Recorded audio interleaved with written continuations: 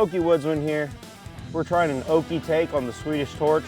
I haven't researched much of this, but I've seen a few videos and I decided, you know what, that looks like a lot of fun.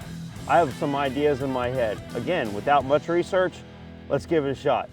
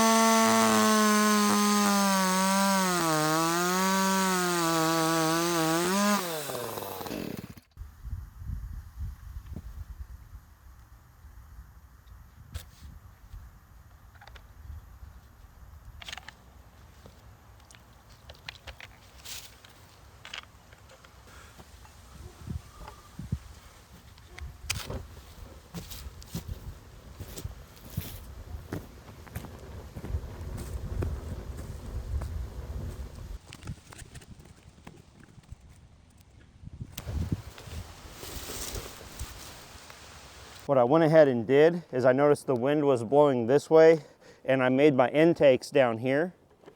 So I figured I would go ahead and get the wind blowing into those and get the rocket stove effect.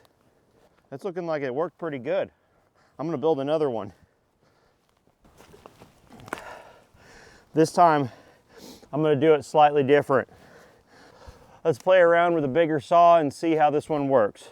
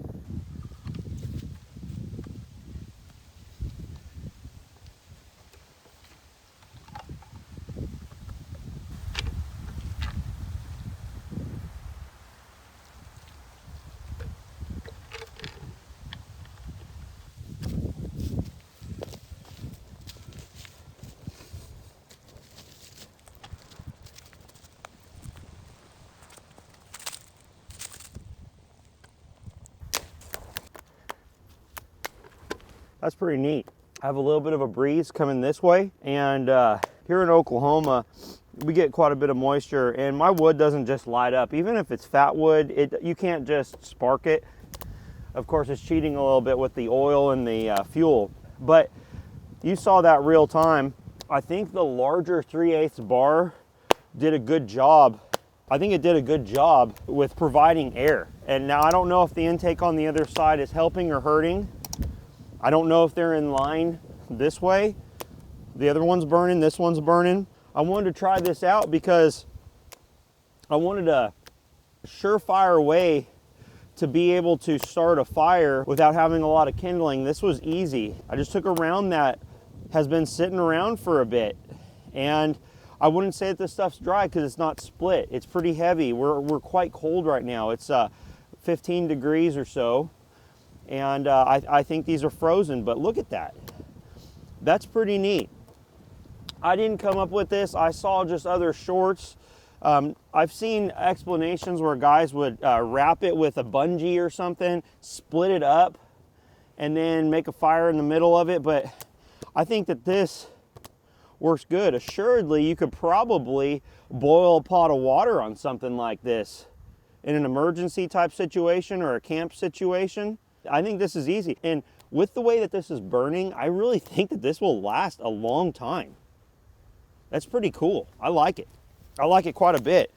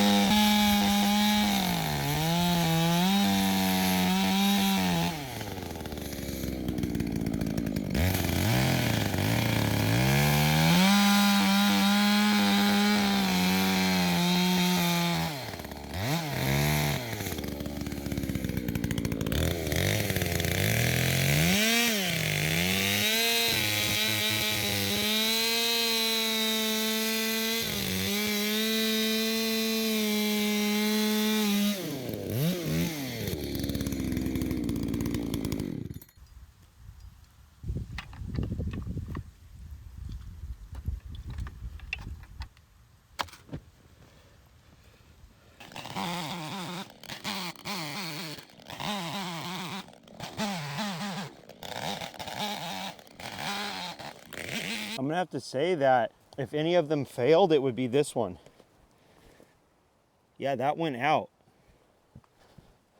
I think it's because the air could go straight through rather than travel up like a chimney. I think it's important that you don't bore all the way through.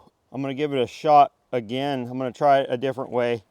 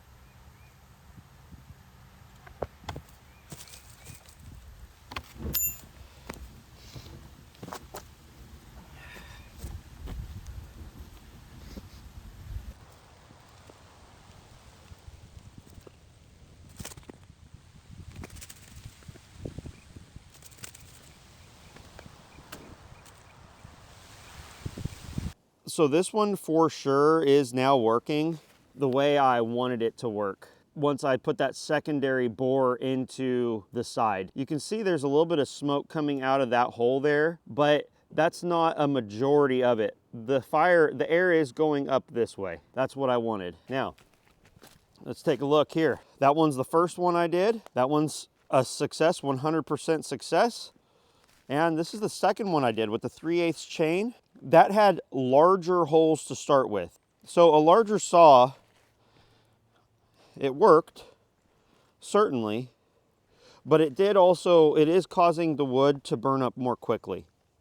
The first one, I'd say if you wanted a longer sustained cooking experience, the first one probably is the best one I did. This one here, man, this one might be good though too. That one might be good. I'm really happy with how that worked. That's really neat. Starting fires in certain regions of the country are harder than in other regions. And I find that I really prefer not having to have a ton of external fuel source or accelerant like diesel or something like that. This was easy. This was readily available. If I want to start a burn pile, if I cut up a dead pine tree, I can buck a log off real quickly, take the saw I already have there on hand, and do this very quickly. I'm not sitting there trying to hold a flame to it for a sustained amount of time. I can simply light it and move on. I could pile brush on this and we have a successful fire. So I'm not looking at this as a survival tool per se. I'm looking at this as a land management tool for me. Like I said, when I saw a short video, but the one I saw, he had that the steel saw, and he dumped his bar oil on it, and it looked like used motor oil. That would probably work better than bar oil, I would assume. It would be a little bit more runny. And then he dumped his fuel on it as well. I thought that was pretty cool. Certainly be cautious. You should never use straight gasoline. This has a little bit of oil content in it, and I'm just putting a splash. Gasoline is very dangerous to ignite. Again, there is a little bit of an oil content. I would caution against using gasoline as an accelerant. Okay, you certainly don't want to have a can of gas nearby, your saw nearby. Everybody, let me know what you think on that from a safety perspective. Now, we're talking about, I probably dumped a couple ounces of gasoline, 2-stroke mix in there at 40-1. Certainly you wouldn't want to do that in a confined area. It helps that I have a breeze. The fumes aren't going to just gather and bunch up anywhere. So I felt comfortable doing it this way. I would urge you to be cautious, be mindful of what you're doing. Okie Woodsman here. I wanted to see what I could do, and I'm pretty happy with this. I definitely am pretty happy with this. I could definitely boil a pot of water on there for sure, and sanitize some water for drinking if need be. If we lost power and water out here in the rural, and we had snow, because we have snow coming up this week. Thank you for watching. This was sure an enjoyable one for me. Take a look at this one last time. I'm pretty happy with that, everybody. That one's smoking like a banshee. This wood is not super dry. It just is not.